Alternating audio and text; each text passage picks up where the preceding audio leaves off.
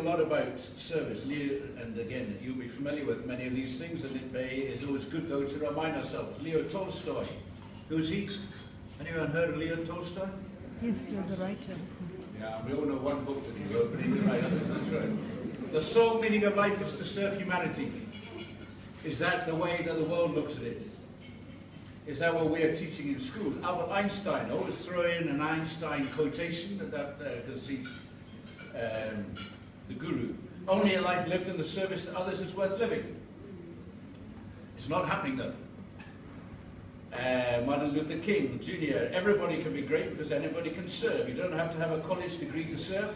You don't have to make your subject and verb agree to serve. You only need a heart full of grace, a soul generated by love. That's all we need to serve. Everyone's got all of that, but are we serving? Schweitzer, Albert Schweitzer, spent most of his life in Gabon. I don't know what your destiny will be, but one thing I know, the only ones among you who will be really happy are those who have sought and found how to serve. If all this is true, then why are people not serving? I'm sure it's a question you face constantly. Why is it difficult to get other people to come involved? Why is it so difficult? Why do people not serve? In our schools, to get people to serve on school boards, it's a mission. They're saying, what do I get paid? I've got to be paid if I'm going to do something. Even I was hearing of a deputy head speaking at the weekends of parents at that school who did not want to flip burgers in a fundraising event because other schools, their caterers do that. So why do we have to do it? We should be paying someone to do it. They don't want to serve. Martin Luther King also said, life's most persistent and urgent question is, what are you doing for others? As I say, I look around and I see, why do people not serve? I want to maybe try to answer that question. One simple reason is, I think, let's blame the parents. Schools are always good at blaming parents. But parents maybe don't, because they don't teach it. Very often they will do things for their children. The child forgets his lunch. Mum will come running with it. Instead of saying, well, you won't die, live with it. You might remember it tomorrow. They forget their sports kit. Parents come running. Not only that, they give money to the kids without really having the child having to do anything. So as a result, kids expect this. That only I'll get something. And in fact, they want the money for doing nothing instead of doing something for nothing. And also many of them, well, they've got domestics at home. And they'll do it. So they'll leave their shoes around, they'll leave their breakfast plates around, and they won't do anything about it. So I'm not sure they're getting any help from parents. Present company excluded, of course. I'm not even sure, and I have to say this, that schools are doing it right. And I want to even challenge Rotary this morning to look at the way they're doing it and say, are we doing it right? Again, you might kick me out for a lot of other reasons, but I simply want us to think again. I think one of the reasons why people don't serve is because we place far too much emphasis on leadership. It's all about leadership in the world. You look at any school mission statement and just about all of them will say something about the main leaders of these children. Because everyone wants to be a leader. And we're feeding that by saying, you know, come to this school and we'll make you a leader. Tomorrow's leaders, today's leaders. Look at titles of schools. They're throwing in leader there. Because then if you see leader in the name of the school, oh, I want my child to be a leader, I'll send them there. There's a preschool in Bulawayo, I hope it doesn't belong to anyone here or relatives or whatever. I go past, you know what it's called? The Young Leaders Academy Preschool.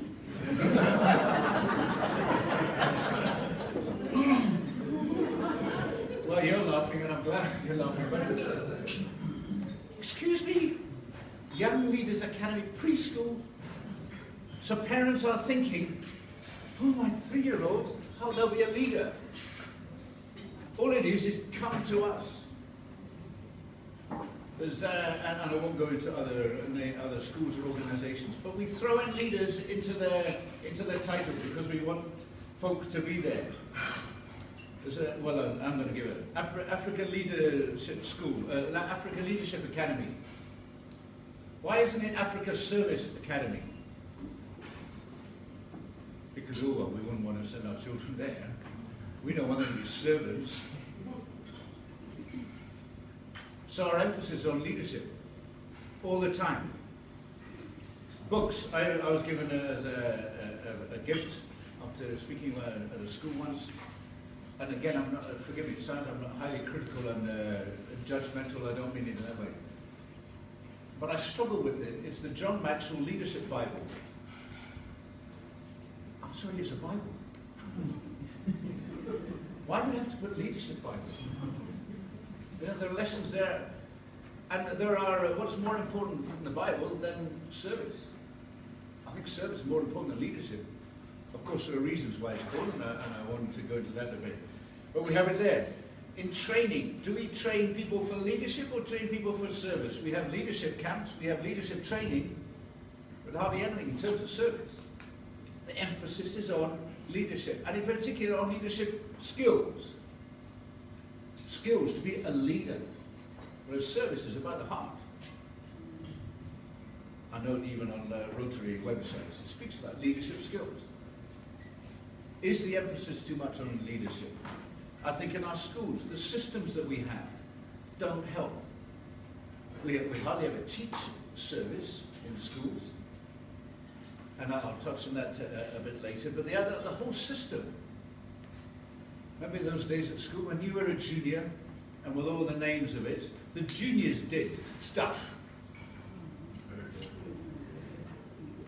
Not voluntarily, not serving, no, you do it. And the seniors didn't have to do stuff because that's their job. So the whole senior, junior, again, this may keep you awake at least, even if you don't like what I'm saying. But the whole senior, junior, I don't think it helps. And it certainly doesn't help service. Because you do it, and as soon as I finish Form 1, I can breathe now. I don't have to run after this person, do that, chase, or whatever. So I don't think the schools are helping. So that I think in some ways maybe there's too much emphasis on leadership and not enough emphasis on two areas. Obviously service is one, but the other one, which I've touched on, but the other one I believe is there's not enough emphasis on responsibility. It's all about leadership. But leadership is only for a few people. Whereas we should be teaching responsibility that everyone has. And if we taught responsibility and everyone was responsible, then the role of leaders would be totally different. The reason the leaders are working in schools, and probably in this country maybe, is because they're chasing people to do things. Why? Because people aren't responsible. And we're not responsible because, well, the leaders are there, they'll do it. Because that's always what happens, isn't it? When again, in school scenarios, leaders start off all excited, and then they drift off one by one, the prefects or leaders or whatever they're called, they drift away, and it's left to one or two, and usually the head boy, head girl, or the deputy. Because we're not teaching everyone that they have that responsibility. Both responsibility, A, for themselves. There is too much the sense of, if I can get away with this without a leader telling me not to do it, I can do it. So people do not have accept responsibility for themselves. They'll blame the parents, the teachers, whoever else. That wasn't my fault. Instead of taking responsibility for their own actions. I am responsible for what I do, and I must face the consequences of what I must do. Again, parents, rush to school when the child is in detention. Why are you putting my child in school in detention? Dad, Mom, I'm in trouble. Okay, I'll go and sort it out. Sort it out yourself, my friend. Learn to accept responsibility for your own actions. We don't do that, and therefore folk can do what they want. Furthermore, we don't take responsibility for other people. We're not teaching that actually the whole code of silence in our schools and in this country And why is it in the countries? Because it's in our schools. Where I don't, it's none of my business. I mustn't speak out. If I see my friend doing something wrong, I'm responsible to stop them. Not by beating them over the head or punishing them by saying, please, come on, that's not going to help you or me. Don't do it. Instead of having to leave it to others. But we don't accept responsibility for ourselves, and we don't accept responsibility for our neighbours, for others. Am I my brother's keeper? You bet I am. And we can't blame the government if we're not doing things. Now, I'm not trying to get political here. But actually, I had to see, if you've read an article I wrote recently, I had to see what we complain about in terms of the hierarchy in the countries, because it's what's happening in the schools. So I'm looking at Rotary today, I'm looking at schools, and wondering whether we can do things better. But that whole emphasis of responsibility for myself and for others. Service is about doing. What are the rules about doing at schools? Do to others because they did it to you. We know it was wrong when they did it to you, but no, when I get there, I'll do it because they did it. They had their turn, I want to have my turn. So that's the philosophy of many folk. Do to others because they did it to you. In other times, it's do to others before they do it to you. That's probably the business world, isn't it? Instead of what's known as the golden rule, do to others as you would like them to do to you. Service. But that is not coming across, and we're not having that whole aspect of responsibility. But I'll pick up on the whole aspect that I don't think there's enough emphasis on service. Service is volunteering, isn't it? That's saying two things. One, it's not paid. You don't get paid for it. In fact, probably you pay. And the other one is that it's not forced. No one's forcing you to do it. Doing something, being paid or being forced, is not service. But again, I think we do that. What of those in leadership in schools? What's their first question when they're appointed? Can you remember, or can you guess? What are the privileges? What's in it for me? They're seeing that I'm going to lead, therefore I'm going to get paid something. Not money, but privileges. They don't realize that leadership is the biggest privilege that you could possibly be given. And that service is the whole aspect of it. You know, and the bigger the privilege, what privilege are you? Can I walk on the grass now? Oh, that's a big one. But no, the privilege that I can come late, that I can move children out of the way or whatever. Privileges. We're not, there's not enough emphasis on service because in schools, those in leadership are being paid, in inverted commas, and also others in the schools are being forced. Whether that's in junior school, in the juniors doing things, whatever else it may be. And here's another thing I always often find interesting. Am I allowed to be political or not? But,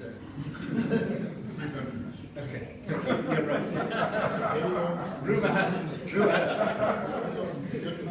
We may not like, put it this way, we may not like, I'm not saying we do, but we may not like forced attendance at rallies and being forced to shout and alliterate and whatever. We don't like that, but we do it at schools. You'll all come to watch the rugby on Saturday. And by the way, you'll all make a lot of noise. And you'll all make, you know, but that's forced. It's not service. Be here, do this, what. So I don't think in our schools there's that sense of service. So when I put that to schools, they don't, schools don't necessarily like that. And they're very quick if I say, I don't think we're teaching service enough. Oh, we have a wonderful interact hub, they say. And I'm sure they do. And here I'm coming to trying to justify my actions that I mentioned earlier. But while you may have a wonderful Interact Club, and I believe wholeheartedly in what Interact seeks to do and what Rotary is trying to do, I asked myself, how many kids go to that, percentage-wise, of the school? I would say, if you're lucky, a tenth of the school. Maybe even less. They don't always go every week. And when they do go off to visit the orphanages, they've got their cell phones and they're talking with their friends, but on the other occasion, no, I was serving. Or they go to a planning meeting, but actually they're, is that service? Now again, forgive me, I'm not trying to be cynical, but how many of our children are actually involved in service? Shouldn't it be all our children? Should we not be instilling that sense of commitment and service to all our children? Then often I ask myself, how many of those who do go to Interact serve at home? And now, that's, you know, it's good, Interact CV, I was an Interact Club, but they don't serve at home. And I've seen that in own sort of family where, yeah, they're not willing to help clear the dishes away after a meal, but now they're very willing to go to visit the orphans and help them. It looks better, it's more kudos or whatever. So again, if that's the case, we're not teaching, we're not getting this idea of service across well. And the other reason, question I have for them is as to the success of Interact Clubs. Is how many of those children who go to the Interact Club, who may be wonderfully faithful and doing incredible things at the Rotary, at the Interact Clubs, and visits to whatever, how many of them continue to visit the orphans when they leave school? And again, I think very, very few. It's something I did at school, like I went to the chess club, we played sport. If we had communicated service correctly, it will become a lifestyle. They will want to continue to care for orphans, or for old folk, or whatever it may be. But I just wonder if, are we getting it across well? The reason I stopped Interact at the school was, well, I don't want a tenth of the schooling yet, I want every child serving. And we included, tried to introduce a system where every child had to contribute, give so many hours per term minimum. Whether it's in 8 different areas, which could well also include those areas that interact. So we still try to do it, but not to take away from it, but to try to get every pupil must serve, must learn to serve. The biggest Interact club. 600 strong or whatever. But very, very difficult to instill that whole sense. And we do face that, and I'm sure you know that better than I do. But that is one reason that schools will come up with, oh, but we have an Interact club. The other reason schools will often say is, no, but we have a wonderful servant leadership system. And more schools have introduced a servant leadership system in terms of their prefect body or whatever. When I had the privilege of starting Petra High School in Bulawayo, we sat down and tried to think, when it came to about Form 4, do we want leaders? Do we want prefects? Do we believe in that aspect? And we said, yes, we believe in leadership. But the idea of the connotation of the word prefect in Zimbabwe is basically illegal thuggery. That's the connotation. We try to say, what is it we're looking for?